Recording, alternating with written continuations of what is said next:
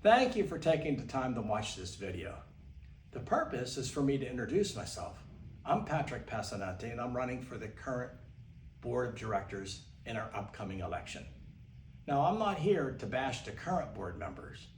I'm sure all of them act in good faith and have good intentions. But what separates me from the current board is I'm in favor of better communication, more transparency, and more fiscal accountability. I certainly support the current improvements to our building.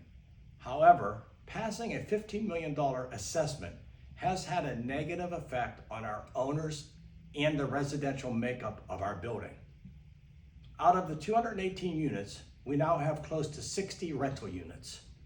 Many owners were simply forced to rent their unit to pay the special assessment.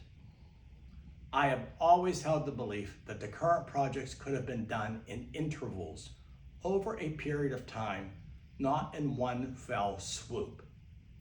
In addition, the large special assessment has made it more difficult for current owners to access any equity they have in their condominium, and it has made it more difficult for them to sell their unit, as many private lenders will no longer write mortgages for our building because of the large amount of work being done.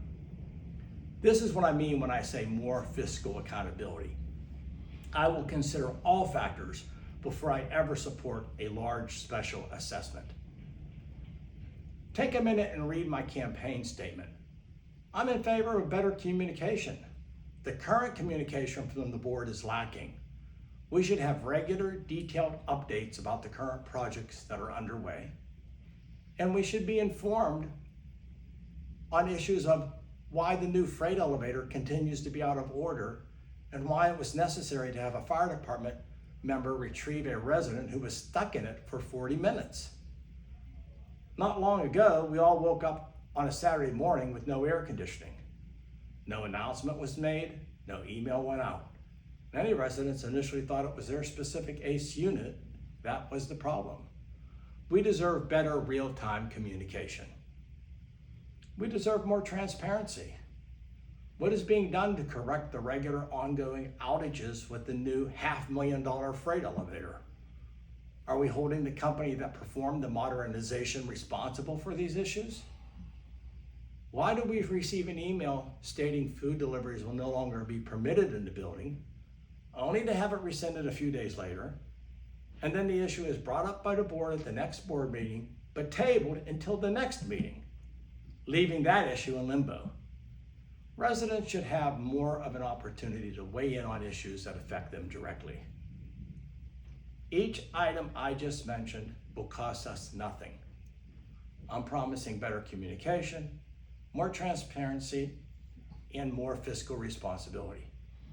As I stated in my campaign statement, I live in the building 12 months a year, I'm retired, I have the time to devote to the issues that affect our community.